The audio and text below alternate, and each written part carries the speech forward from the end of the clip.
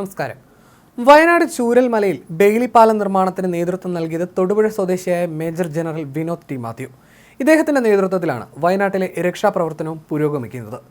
രാപ്പകലുകളില്ലാതെ വിശ്രമവേളകളില്ലാതെ വയനാട്ടിൽ സൈനികർ ചേർന്ന് ബെയിലി പാലം നിർമ്മിച്ചത് വിനോദ് ടി മാത്യു നൽകിയ ആത്മവിശ്വാസത്തിന്റെ കരുത്തിലായിരുന്നു. രാജ്യസുരക്ഷയുമായി ബന്ധപ്പെട്ട സേവനങ്ങൾക്ക് അതിവിശിഷ്ട സേവാ മെഡൽ ലഭിച്ചയാളാണ് അദ്ദേഹം.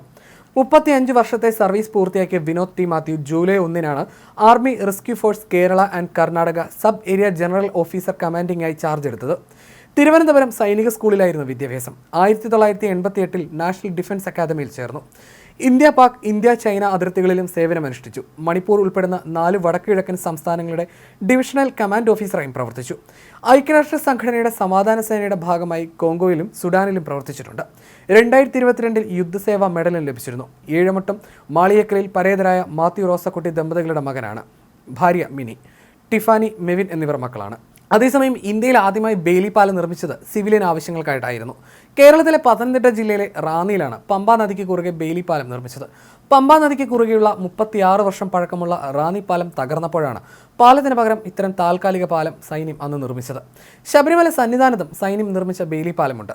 ശബരിമലയിൽ ഭക്തർ ഉപയോഗിക്കാതായതോടെ സന്നിധാനത്തിന് സമീപത്തെ ബെയിലി പാലം സ്മാരകമായി നിലനിൽക്കുന്നു. ദർശനം കഴിഞ്ഞ അയ്യപ്പന്മാർക്ക് മാളികപ്പുറത്ത് നിന്ന് ഭസ്മക്കുളത്തിന് സമീപത്തുകൂടെ ചന്ദ്രാനന്ദൻ റോഡിലൂടെ തിരികെ പോകുന്നതിനാണ് വർഷങ്ങൾക്ക് മുമ്പ് പട്ടാളത്തിന്റെ സഹായത്തോടെ ബെയിലി പാലം പണിതത്. എന്നാൽ പാലം കയറി എത്തുന്നിടത്തു നിന്ന് റോഡിലേക്കുള്ള കുത്തനെയുള്ള കയറ്റം ഭക്തർക്ക് വെല്ലുവിളിയായി. അതോടെ ബെയിലി പാലം വഴി കടന്നു പോകുന്നവരുടെ എണ്ണം കുറഞ്ഞു.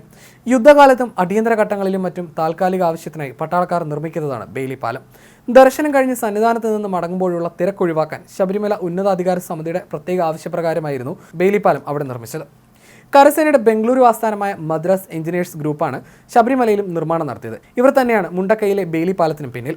ദുരന്തമുഖത്ത് നിന്ന് അവസാനത്തെയാളെ രക്ഷപ്പെടുത്തിയെടുക്കുക എന്നൊരൊറ്റ ലക്ഷ്യം മാത്രമാണ് ഊണുമുറക്കമില്ലാതെ സന്നദ്ധ സേവന രംഗത്തെത്തിയ ഓരോരുത്തർക്കുമുള്ളത്. കൈമെയ് മറന്ന് രാവും പകലും അവർ അതിനായി ഒരുമിച്ചിരിക്കുകയുമാണ്. മുണ്ടക്കയിലേക്ക് 17 ട്രക്കുകളിലായിട്ടാണ് പാലം നിർമ്മാണത്തിന്റെ സാമഗ്രികൾ വയനാട്ടിലേക്ക് എത്തിച്ചത്. ഉരുക്കും തടിയും ഉപയോഗിച്ചാണ് ബെയിലി പാലം നിർമ്മിച്ചത്. ഭാരം താങ്ങാനുള്ള ശേഷി അനുസരിച്ച് ക്ലാസ് 40 ടൺ, ക്ലാസ് 70 ടൺ എന്നിങ്ങനെയുള്ള പാലങ്ങളാണ് സാധാരണ നിർമ്മിക്കുന്നത്. 2ാം ലോക മഹായുദ്ധകാലത്ത് ബ്രിട്ടീഷ് സൈന്യമാണ് പാലം ആദ്യമായി പരീക്ഷിച്ചത്. ബ്രിട്ടീഷ് സർക്കാരിൽ ഉദ്യോഗസ്ഥനായിരുന്ന ഡൊണാൾഡ് ബെയ്ലിയാണ് പാലത്തിന്റെ ആശയം പങ്കുവച്ചത്. ഒരു ഹോബി എന്ന പോലെയായിരുന്നു അദ്ദേഹത്തിന് ഇതെല്ലാം. ഈ പാലത്തിന്റെ മാതൃക അദ്ദേഹം തന്റെ ഉന്നത ഉദ്യോഗസ്ഥനെ കാണിക്കുകയും അതിൽ ഉപയോഗക്ഷമത കണ്ട അദ്ദേഹം പാലം നിർമ്മിക്കാൻ അനുമതി നൽകുകയുമായിരുന്നു. മിലിറ്ററി എഞ്ചിനീയറിംഗ് എക്സ്പെരിമെന്റൽ എസ്റ്റാബ്ലിഷ്മെന്റിൽ 1941-ലും 1942-ലും ഈ പാലം ഉണ്ടാക്കി പരീക്ഷിച്ചു. പലതരത്തിൽ പാലം നിർമ്മിച്ചു. തൂക്കുപാലം, ആർച്ചുപാലം, പരന്ന ട്രസ്റ്റ് പാലം എന്നിങ്ങനെ പല രൂപത്തിലും ഉണ്ടാക്കി. ആവോൺ നദിക്കും സ്റ്റൗർ നദിക്കും അടുത്തുള്ള ചതുപ്പ് പ്രദേശത്തെ കുറുകെ മുറിക്കുന്ന മദർ സില്ലേഴ്സ് ചാനലിന് മുകളിലൂടെയാണ് ആദ്യമായി ഈ പാലം നിർമ്മിച്ചത്. അങ്ങനെ അനേകം പരീക്ഷണ നിർമ്മാണങ്ങൾക്കൊടുവിൽ കോർപ്സ് ഓഫ് റോയൽ മിലിറ്ററി എഞ്ചിനീയേഴ്സിനായി നൽകി. പിന്നാലെ ഇത് ഉത്തരാഫ്രിക്കയിൽ 1942-ൽ ഉപയോഗിച്ചു. 1944 ആയപ്പോഴേക്കും പാലം കൂടുതലിടത്ത് നിർമ്മിച്ചു തുടങ്ങി. പിന്നാലെ ഇതിന്റെ നിർമ്മാണത്തിനായി US അനുമതി നൽകി. അവർ അവരുടേതായ രീതിയിൽ മാറ്റങ്ങൾ വരുത്തിയാണ് പാലം നിർമ്മിച്ചിരുന്നത്. ഇന്ത്യയിൽ ആദ്യമായി സൈനിക ആവശ്യത്തിനായി ഇത്തരം പാലം നിർമ്മിച്ചത് കശ്മീരിലാണ്.